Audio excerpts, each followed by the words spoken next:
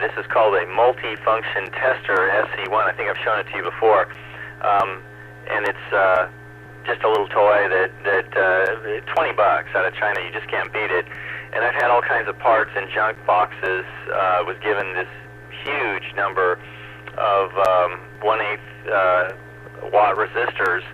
And when I was sick, I really couldn't do very much. So I needed something that was low brain drain. And this is the perfect thing, is sorting out little parts and trying to figure out which ones still work and which ones don't. But you push this, and it comes up and even gives you a little picture and tells you don't even have to figure out where the emitter, base, and collector is on a transistor. It tells you for you, gives you a little picture. I don't know if there's quite enough resolution to see that. So anyway, I highly recommend one of these. I hope the 15-year-old kid in China that invented it, or whoever he is, makes lots of money at 20 bucks a pop. The only minor complaint I've heard about them is that the battery on board is pretty minimal, and so a lot of people are adding bigger batteries to them and adding power supplies and things like that to them. It is just amazingly quick to go through things and sort them out, as I said. And also, I was given some things by a friend, and when I went through them, I found that some things are just dead as a doornail bad, especially capacitors. Amazingly, some capacitors that are probably older than me work just fine. And then there's just a whole bunch of parts you're not quite sure what they are, and this thing will give its best guess to tell you what it is. It also will test Zener diodes, for example. But I find Zener diodes and Schottky diodes, you really need to know what you're dealing with. And if you really need a Zener diode or really need a Schottky diode, you're better off actually getting from someplace like DigiKey or something rather than out of Jim's junk box.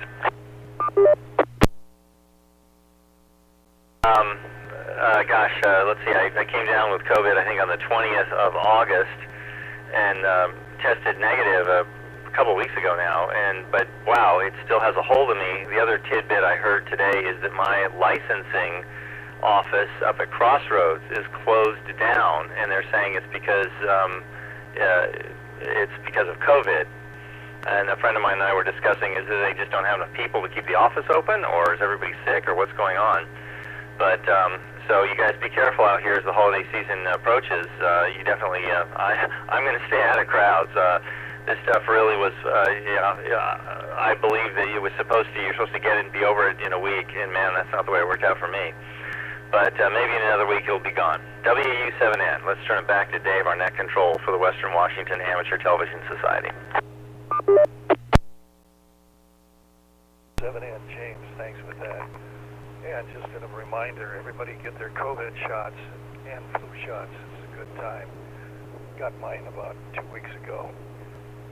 Anyway, and we really hope that Ron's wife does well and comes out of this with no side effects and able to continue on with a relatively decent life with a pacemaker. And boy, what a time in the world that we have bionic people with all of this electronics and things that are available to save our lives and keep us going as we age. So anyway, again with that, and really nice to see Richard coming back. Looks healthy. Great picture, Richard. Wishing you well. And then again, we want to thank Carlos, 87NP, for joining.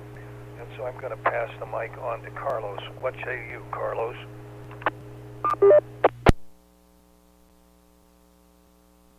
Thank you very much, Dave and the net. 87NP back. James, I have some similar testing equipment to the one that you just showed. It has been serving me well. I've spent some time repairing some old ZX Spectrum computers that I had around, and so that was quite helpful. It turned out that in the end the problem was with some of kind of the memory banks, and so I had to kind of those 20-year-old memory banks, so I had to get a specific chipset tester just for the memory ones. So you insert any of the types of memory here, it connects over USB, and then just for the power, then there's a set of LEDs here that will tell you if the memory chip is good or not. So I have a Commodore 64 over there to go and recover. I got excited. I bought a VIC-20 also to go and recover it. So I have a lineup. Oh, there you go. There you go. There you go. A TI. Yeah, I have what's it, Timex 2048 also that I have there to set up. So I'm lining this up for when I have time, which is going to be never. But I very much enjoy the piece of recovering some of this old digital computers from the 80s. And so that's where I spend. Oh, there you go. There you go. There you go. You know, recently, now that you're showing that, I've assembled this, which is just a Z80 computer that runs CPM. It's called MCB80. And just through this serial port, you just connect to your PC, and you can go back into the world of CPM. And it's quite fun also.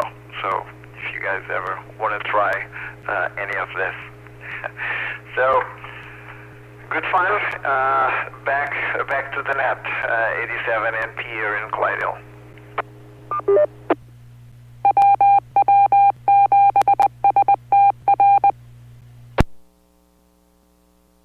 NP, oh my gosh. I think you and Wade, W7ATS, both have a similar hobby of bringing back the past and enjoying it. So with that, I'm going to go back up to Ron, KD7QKU. This is Ron, KD7QKU. Well, I think old Carlos, apology. I thought you were just a beginner. Thank you very much for showing us your equipment and your antennas and everything. So that's what happens when you jump to conclusions, right? So anyway, I'm sorry. I did live in Bellevue. I lived in kind of east of Factoria in the bottom of Somerset there, and I just moved to Tacoma. And I put my antennas up on the lawnmower shed, and they're pretty close to the ground. So I do have a tripod similar to what you have, and I have a peaked roof. My roof's not that flat, and I'm going to get my son to climb up there when he gets back from taking care of my wife and get it up there and try to get a little better picture. I could receive a picture, but I was going through the neighbor's trees, and it was awful, P1 or 2. And I hope Wade was, I have a little mag mount vertical, and Wade had it on top of his SUV and was sitting out near my house, and he's receiving a good picture. So I think once I get my antenna in the clear, it'll work fine and get it up a little bit higher. You can see behind me, I have my stuff scattered around. You can see a power supply and a speaker. On the floor, I have VHF, UHF in here. And I have my ATV stuff in the bedroom in a cabinet. This house is a little different than what we had before. I don't really have a room to myself. And I don't want to put up any more stuff either. I'm too old and, not worth it. It'd be good to get I ordered a receiver, as you may know, so Wade's using my receiver right now. And I probably will get a transmitter and an amplifier. Get it back together. So anyway, right now my mind's on other things, but hopefully that'll get straightened out in a few days. Back to normal here. So thank you very much, you guys, for all the well wishes, and glad that you're with us, Carlos, and hope to see you many, many times. And Richard, it's so good to see you. Carlos probably doesn't know, but Richard's in Phoenix. He had a double lung transplant. He's just recovering from that, and he lives in Kent, East Hill, when he's home. So anyway, I'll tell you about that. So anyway, I don't know what time it is, but it's probably, so I'm going to say 73s, and we'll see you next time. This is Ron in Tacoma, KD7QKU.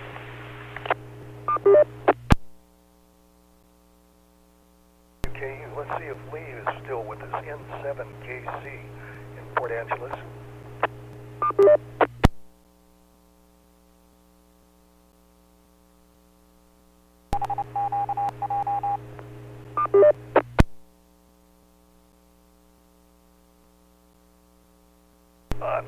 Let's go to Bob, K9PQ.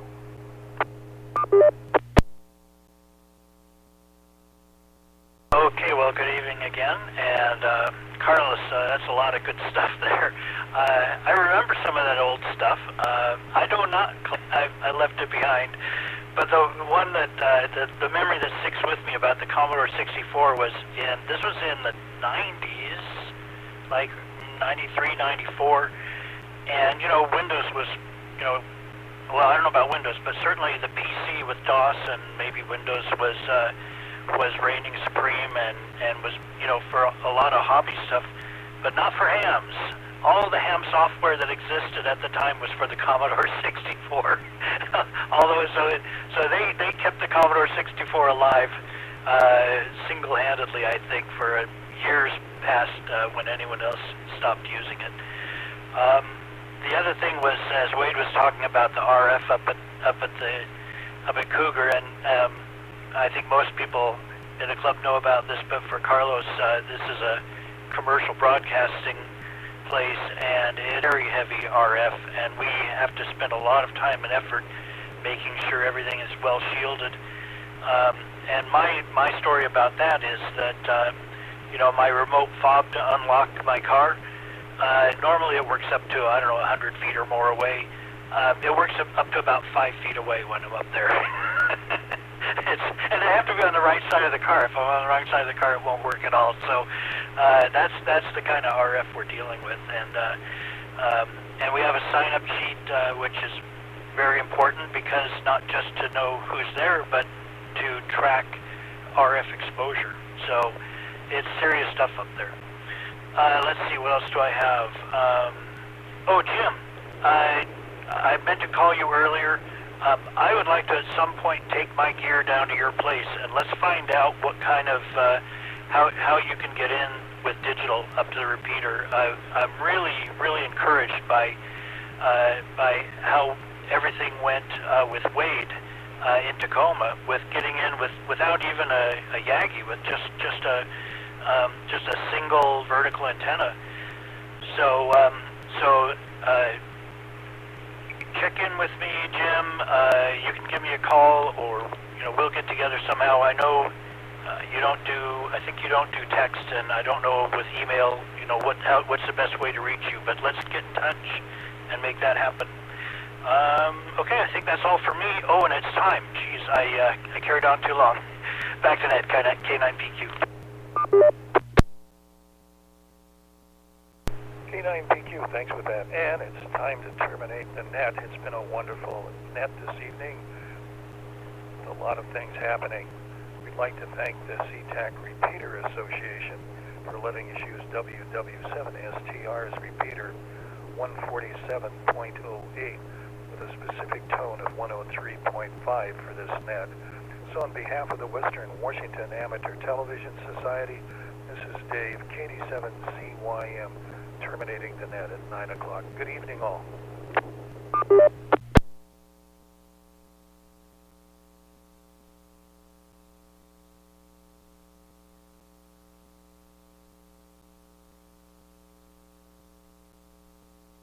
Good evening to everyone. 87NP. See you on the weekend.